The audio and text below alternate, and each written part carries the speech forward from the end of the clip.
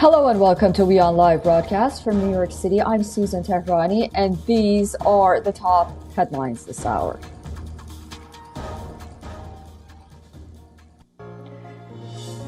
Logjam of election of a speaker in the U.S. House of Representatives at a 164-year record, day 4 and round 12 of voting today amid deep divisions between Republican lawmakers.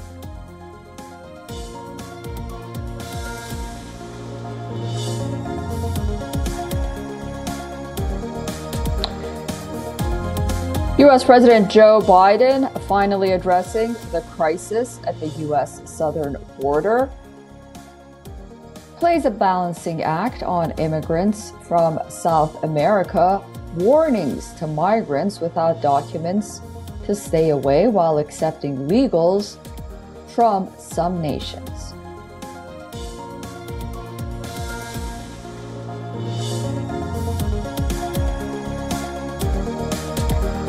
One of the world's most active volcanoes in Hawaii has begun erupting again for the first time in a month. The volcano alert level was raised to red.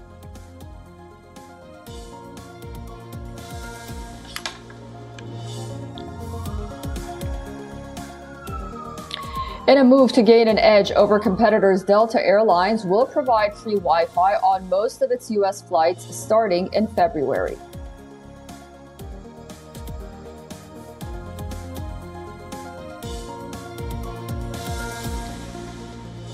Global automakers bet big on artificial intelligence at the Consumer Electronics Show 2023 in Las Vegas, Nevada. New high-tech EVs and futuristic cars are also on avail.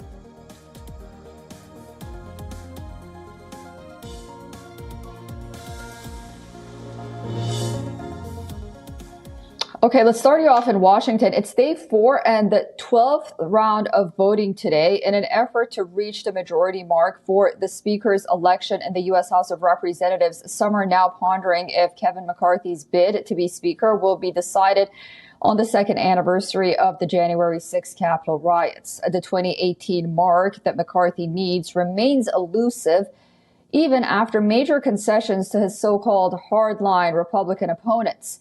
A series of failed votes only increase pressure on Kevin McCarthy as the fight for the gavel drags on. It has now become the longest Speaker vote in 164 years. Just took a little while. The Honorable Kevin McCarthy of the state of California has received 201.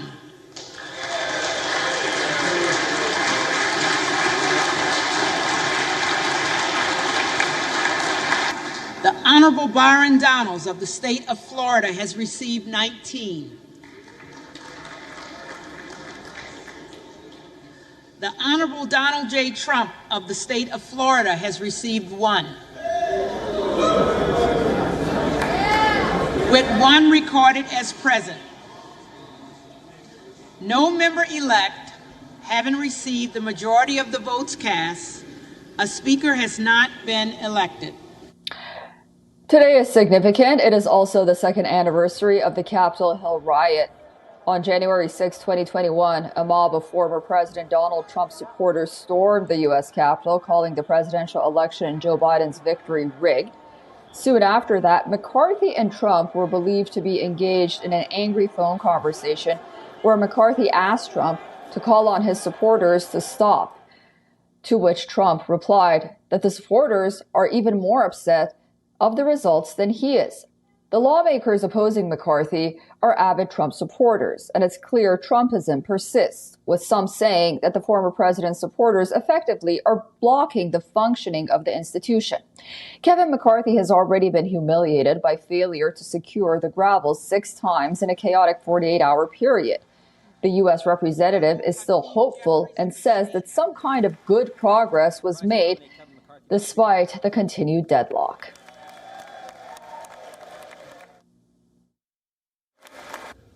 No, I'm not putting any timeline on. I just think we've got some progress going on. We've got members talking. I think we've got a little movement, so we'll see. Have you had to walk? But as you know, the deadlock further leaves the House in limbo, since lawmakers are first requested and required to elect a speaker before moving on to other business in new Congress. Democrats, meanwhile, have remained united behind New York Representative Hakeem Jeffries for the role of speaker. On this vote, the yeas are 219, the nays are 200.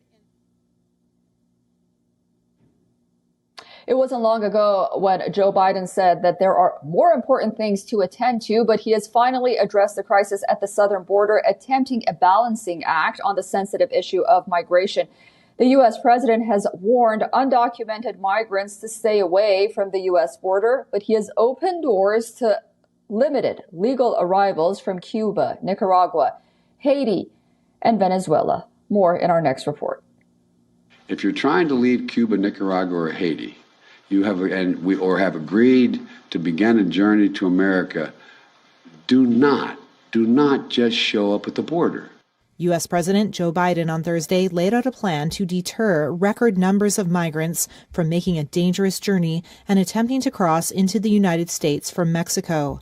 And that plan involves using Trump-era restrictions to rapidly expel Cuban, Nicaraguan, and Haitian migrants caught illegally crossing the border, while at the same time allowing up to 30,000 eligible people from those countries, plus Venezuela, to enter the U.S. by air each month. This new process is orderly, it's safe, and it's humane. The new process is designed to blunt criticism from Republicans who say Biden has not done enough to control surging immigration attempts. Government data shows that in November alone, border guards encountered 82,000 migrants from Cuba, Nicaragua, Haiti, and Venezuela who were attempting to enter without permission. They flee oppression. Biden's new plan is also meant to address the concerns of Democrats and immigration advocates who say Title 42 restrictions, adopted under former President Donald Trump, block migrants from exercising their right to apply for asylum and expose them to danger. Title 42 or not, the border is not open.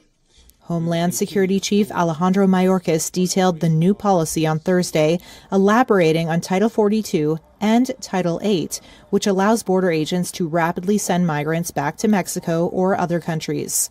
Individuals who cannot establish a valid claim to protection under the standards set out in the new rule will be subject to prompt removal under Title 8 authorities, which carries a 5-year ban on re-entry.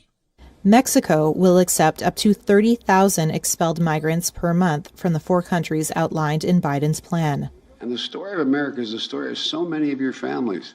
Biden, who defended the role immigrants play in the country, said he will visit El Paso, Texas on Sunday for his first trip to the U.S.-Mexico border since taking office. In El Paso, Biden plans to speak to officials who have struggled in recent months to deal with tens of thousands of migrants. Have you seen what's happening in Mexico? You have to see it to believe it. Deadly riots broke out after security forces captured this man, drug cartel leader Ovidio Guzman, the son of jailed kingpin Joaquin El Chapo Guzman, who needs no introduction. Ovidio was carrying a bounty of $5 million. He is nicknamed the Mouse. He stands accused of leading a faction of his father's notorious drug cartel, one of the largest drug trafficking organizations in the world. Take a look. Passengers ducking for cover inside an aircraft as gunfire rages outside. Scenes of desperation inside the commercial plane at Culiacan Airport in Mexico, where passengers, including children, were trapped as a Mexican Air Force plane was being targeted. The gunfire, a result of the arrest of this man, Ovidio Guzman, a drug lord, leader of one of the world's most powerful narcotics trafficking organizations, and son of jailed kingpin Joaquin El Chapo Guzman. The capture of El Chapo's son unleashed a wave of violence by gang gunmen. Burning vehicles, and charred remains of buses blocked the roads in the city of Culiacan in the northern Sinaloa state. Heavily armed law enforcers were seen patrolling in pickup trucks. There were incidents of clashes and looting. Authorities say at least 7 members of security forces have been killed, including a colonel. The detainee was transferred from the place of his arrest to Mexico City in a Mexican Air Force aircraft. So far, Mexican Army and National Guard personnel continue to carry out ground reconnaissance activities, and Mexican Air Force aircraft carry out aerial reconnaissance activities to assist the civil authorities in restoring public order and the rule of law.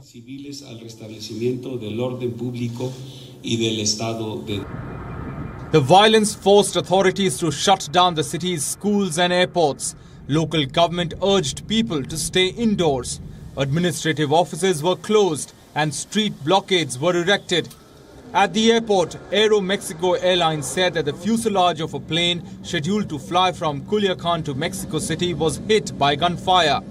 No passengers or crew members were harmed. I was filming when the Air Forces arrived here at the airport, and they were welcomed with shots. We tried to leave, walking towards a friend's house, but we couldn't because they were shot. And the plane had to take off again. Everyone is on the second floor of the airport. We were unable to leave.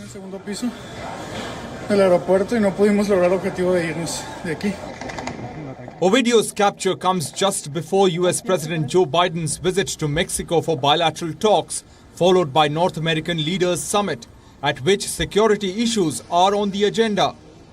Following the wave of violence, the US State Department has now issued an alert for American citizens in Mexico's Sinaloa state. We have advised U.S. citizens in Sinaloa to remain alert for potential violence throughout the state. And again, we reiterate our travel warning. Travel to Sinaloa remains at level 4. We advise Americans not to travel to Sinaloa as a result. The U.S. State Department had in fact announced a $5 million bounty for information on Ovidio Guzman. Ovidio had become a key figure in the drug cartel since the arrest of his father. He was briefly detained in 2019 but released shortly after to end violent retribution from his gang. The incident was an embarrassing setback for the government of Andrés Manuel López Obrador. Sources say Ovidio's arrest will help Obrador's government to tackle criticism of him being soft on drug cartels. Bureau Report, WION, World is One. Back here in the United States, a massive Pacific storm unleashed high winds, torrential rains, and heavy snow across California, lashing out at the West Coast for the second consecutive day. The heavy river storm knocked out power to as many as 180,000 homes and businesses. Officials have now begun ordering evacuations in high-risk coastal areas, which were the most affected with flash floods and mudslides. California governor has declared a state of emergency, and state officials urged Californians to avoid travel during the storm. Until now, the storm has reported at least 2 fatalities since Wednesday. The deadly storm was powered by 2 overlapping phenomena, which are an immense airborne stream of dense moisture flowing off the ocean called atmospheric river, and a sprawling hurricane-force low-pressure system known as a bomb cyclone. The 2 key factors impacted the extreme weather across the country, becoming the strongest to strike California since early last week.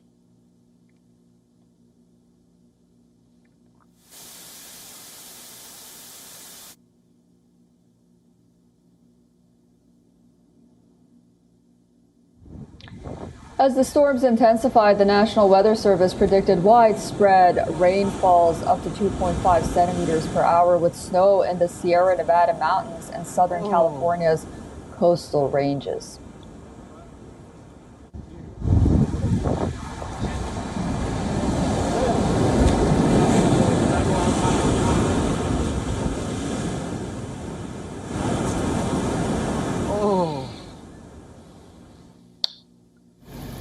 Falling at the rate of 7.6 centimeters an hour, warning about the dangerous travel conditions The Weather Service also informed residents about flash flooding and mudslides that could impact areas still saturated from previous storms and from past wildfires. Expressing their despair and property losses, many residents said that after the storm, it will take them weeks to come back to normal. Take a listen.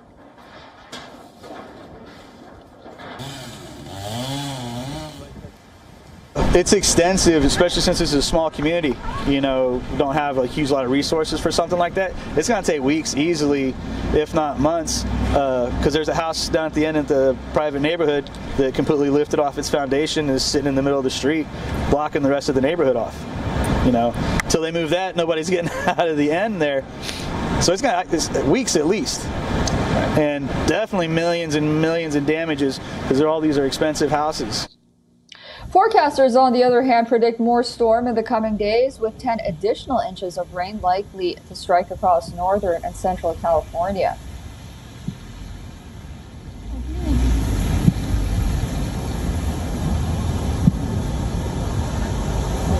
That's in my ear.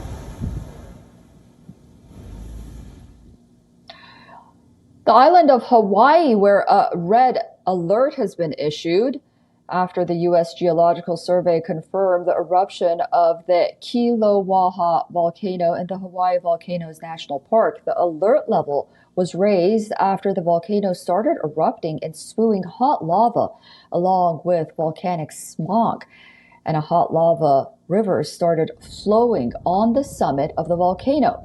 U.S. authorities raised the alert level after assessing the eruption and evaluating the hazards.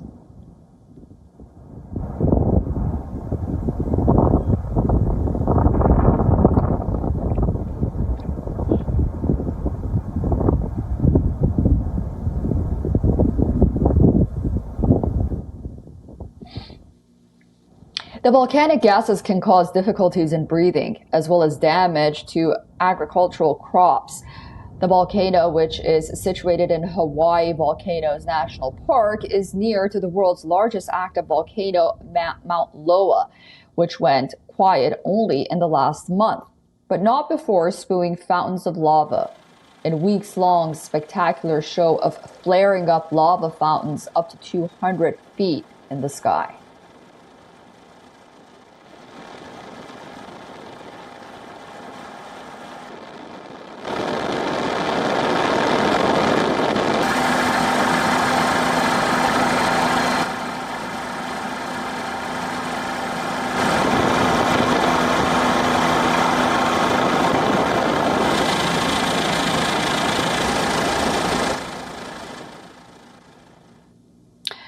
The latest industry data says that India surpassed Japan in auto sales last year, making it the world's third largest automaker behind China and the United States. The numbers say India sold at least 4.25 million new vehicles, going past Japan's 4.2 million. A report from the Society of Indian Automobile Manufacturers says that new vehicle deliveries in India will total 4.13 million between January and November 2022, adding December's sale volume from Suzuki, India's largest automaker, and bringing that total to around 4.25 million units. India's sale volume is expected to rise even further with inclusion of pending fourth quarter commercial vehicle sale figures. Japan, on the other hand, sold some 4.2 million vehicles in the last year. That's a dip of 5.6% from 2021. A report said the Indian automobile market has not been performing to the potential in recent years. In 2018, approximately 4.4 million vehicles were sold, but volume fell below 4 million units in 2019, owing primarily to the credit crunch that hit the non-bank sector that year. Vehicle sale had fallen even further in 2020, dropping below 3 million units due to the COVID lockdown. In 2022, India's automobile sales hitting the highest level ever in a calendar year is seen as positive news for the Indian economy. Automobile sales are often cited as a sign of a country's economic performance.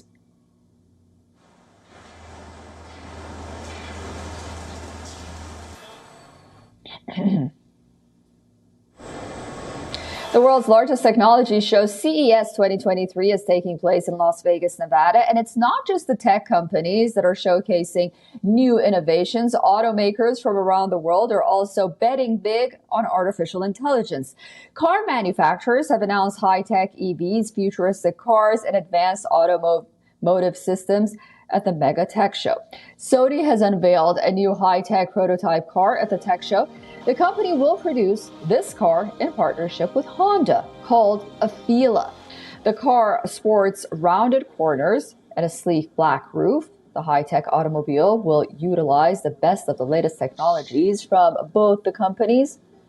Sony is also looking to harness its traditional strengths and sensors. The Afeela car will be equipped with more than 40 sensors.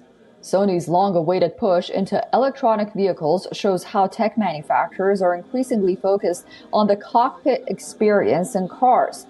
The venture between Sony and Honda aims to deliver its first electronic vehicle by early 2026 in North America.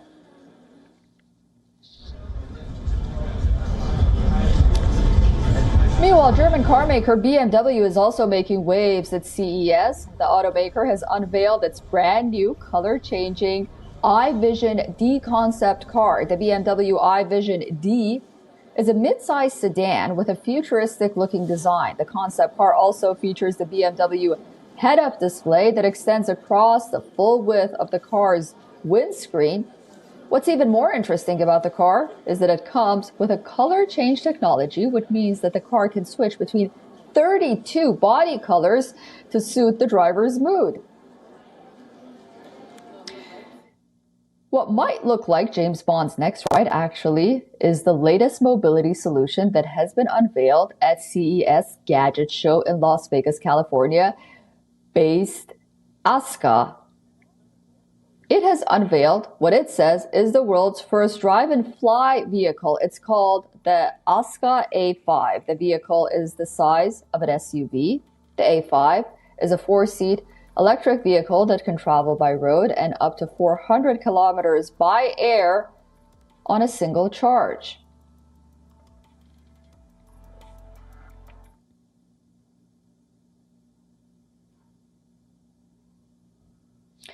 Meanwhile, German automaker Volkswagen has unveiled a camouflage electronic car at the tech show. This is the ID.7, the latest addition to Volkswagen's range of electronic vehicles. It's covered in a QR code-inspired camouflage. Production of the car is scheduled to start in the second quarter of 2023, but no price has been announced yet. It's seen as a direct competitor to the best-selling electronic car in the U.S. market, the Tesla Model 3. And while car radios have been an entertainment staple in vehicles for decades, Tesla vehicles have reset consumer expectations with the ability to watch popular video streaming services such as Netflix, YouTube, and Hulu. While the vehicle is parked and charging, of course, other auto manufacturers are now following suit. They are also introducing ways to reshape the in-car entertainment experience.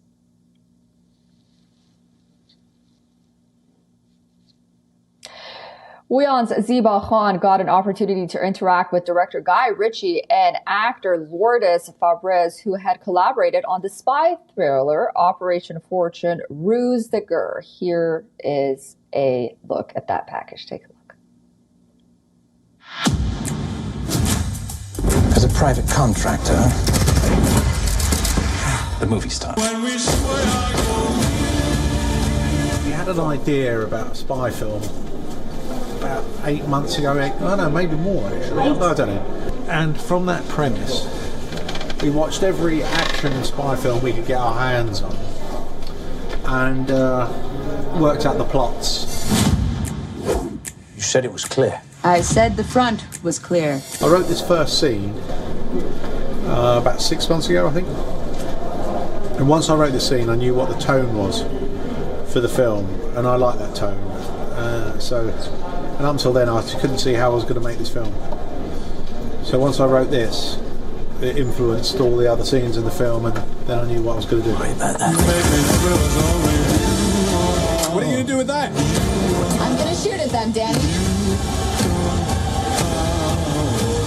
He's a very definitive filmmaker in the way that, you know, people have certain styles and they're known for a certain kind of film.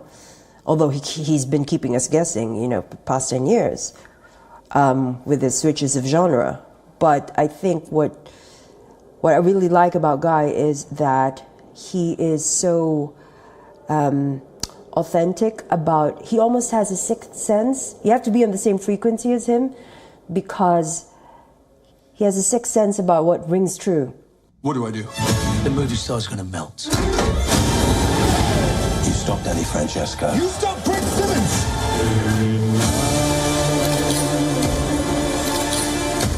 Good people trying to do bad things and bad people trying to do good things. And both sides are trying to outfun each other. When marimba rhythms start to play. No need to be nervous. No reason to be nervous. They're all the killers.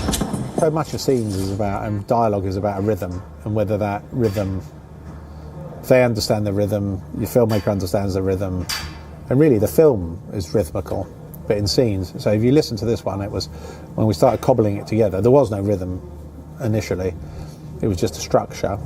And then after 5 minutes, you're starting to find a rhythm. After 15 minutes, you go da-da-da-da-da-da-da-da, da-da-da-da-da-da-da-da, and it sort of works. And unless scenes find a rhythm for me, they feel hollow. Whoever Greg was buying from was amongst you last night. The Ukrainians. I can get inside the Ukrainians. Thank you so much for watching WION Live Broadcast from New York City with me, Susan Tehrani. It's time to say goodbye. I'll see you on Monday. Please don't go away. There is more news and headline coming up next on WION World is One.